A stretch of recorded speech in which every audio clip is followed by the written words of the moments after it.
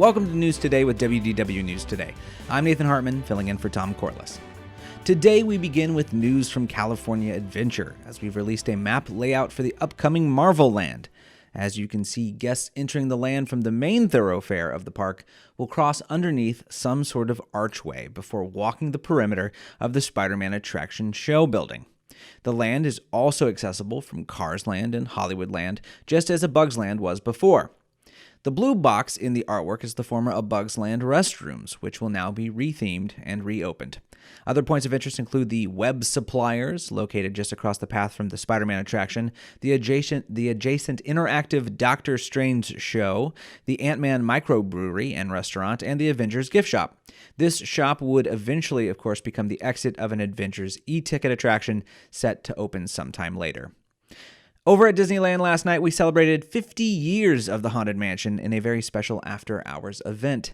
To mark the occasion, the mansion had made more room for a few happy haunts as actors were found throughout the ride. Even Madame Leota's Seance Room got a bit of an upgrade with a 50th anniversary logo. You can check out all the special additions to the classic attraction by watching our full 50th anniversary ride POV here on YouTube. Switching coasts over at Epcot, construction walls went around the last section of Viva Legacy monoliths, but the walls have since been extended to wrap around the fountain in the middle. Fencing is up by the hedges all the way up to wheelchair and stroller rental. These walls are set to stay in place through the fall to work on the reimagined entrance, following the removal of the monoliths. As for the fountain, we're going back in time as it will be replaced with one that looks very much like the original from Epcot Center. At the Land Pavilion, Living with the Land has received some love. A new digital film inside the barn scene with updated narration has been revealed, and it's incredibly crisp and colorful compared to the old projectors that we once saw. The new narration mentions similar horticulture methods, but instead of singling out particular countries in some sections, it refers to specific ecological regions. The best news, of course, is that original music remains. Check out YouTube, our YouTube video, to watch the full thing. It's really a lot of fun. Over at Hollywood Studios, Star Wars Galaxy's Edge is almost ready to open to the public, and we've taken a look at a few menu changes as reservations have opened up for the land. While things are nearly identical to Disneyland's offerings, we do see some differences, including pricing, of course, and the addition of some more alcoholic offerings due to a differing state alcohol regulation. The menu update brings the addition of a boozy dessert in the Rodian ration. Oof, a lot of words. That is vodka, pucker sour apple, Sprite, and boba balls. So basically, it's an intergalactic Jello shot. So, spring break. Other boozy additions include the Batu blue and green milk coolers, as well as 2 new mixed drinks at Docking Bay 7 and Ronto Roasters. In hopes to drive crowds away from Galaxy's Edge, Studios is also having a second performance of Fantasmic starting August 29th through the 2nd of September. The first will continue at 8:30, and the second one will occur at 10.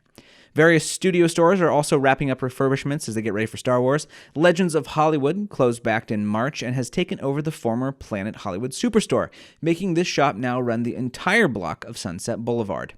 In date for refurbishment is set for August 22nd. On the same date, fellow store refurb Keystone Clothiers should also be ready to open. Mickey's of Hollywood, though, one of the oldest storefronts at the park, closed in May and probably won't make it for Galaxy's Edge, as it's expected to open September 15th. Now to Seven Seas Lagoon, as the bridge linking the Grand Floridian Resort to the Magic Kingdom is finally under construction. On a ride on the monorail, we spotted some progress on that construction of that new walkway, which now sports a fancy prefab bridge. One of our readers let us know that according to the Reedy Creek address finder, the bridge will specifically be a swing bridge, which is fixed on one end and can swing out into the canal to make way for any oncoming traffic, including the electrical water pageant. Once completed, this long-awaited walkway will allow guests to cross the canal and reach the Magic Kingdom by foot from the Grand Floridian and Polynesian resorts, as well as from the Transportation and Ticket Center.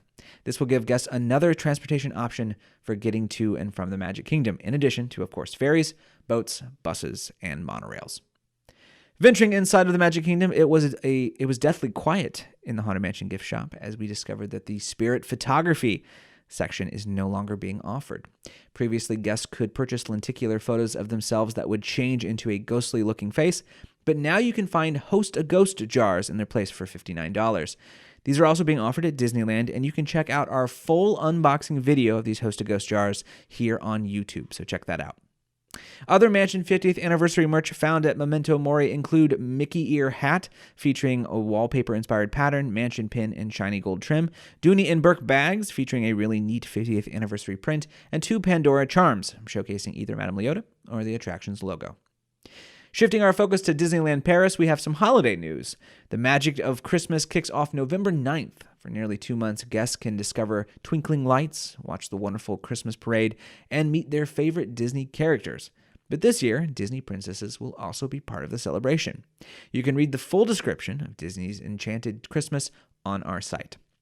For more information on these stories and more, head on over to, well, you know where, wdwnt.com.